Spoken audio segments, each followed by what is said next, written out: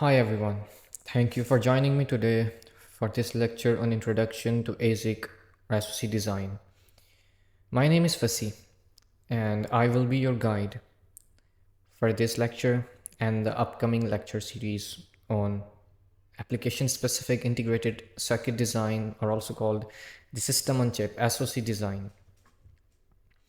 Today, we will discover the amazing world of ASIC or SoC design and learn how to create stunning digital designs with various skills and tools. So let's begin with a simple analogy.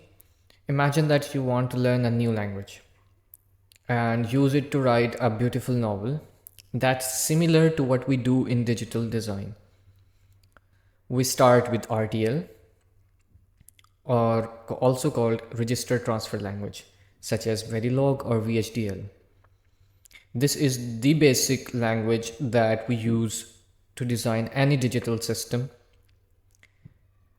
But that's not enough. Like, to write a great novel, you need to master grammar, vocabulary, style, and the art of storytelling.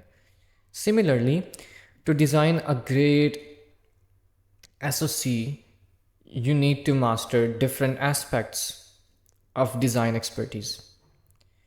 Some of these you will learn from experience, some from research, and some from hard work.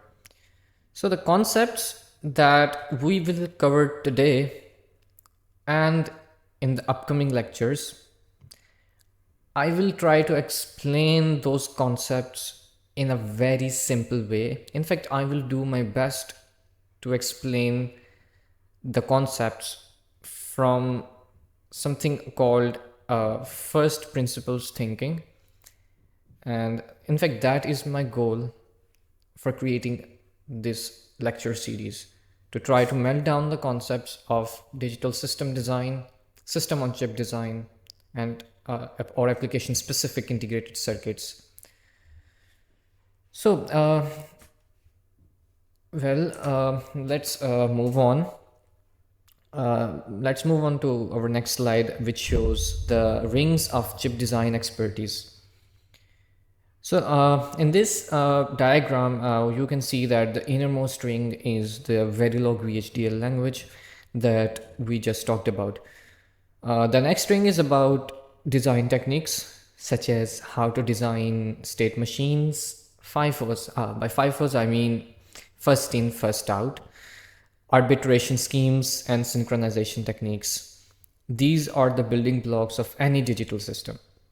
The third ring is about chip design, such as how to synthesize, analyze, and test your design for an ASIC or SoC. These are the steps that you need to follow to make your design a reality. The fourth ring is about protocol knowledge, such as how to use and implement various I/O protocols or input-output protocols, such as PCI Express, SATA, USB, and DDR. These are the interfaces that connect your design to the outside world. The fifth and the last ring is about system aspects, such as how to make your hardware and software work together as a single unit, and how to use interrupts and DMA operations, or also called direct memory access operations.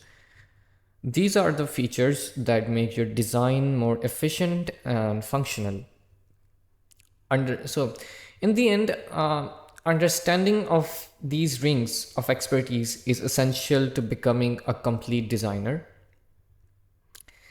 So that is pretty much it for the first lecture, which is the introduction. So thank you for listening to my lectures, and we'll see you in my next lecture.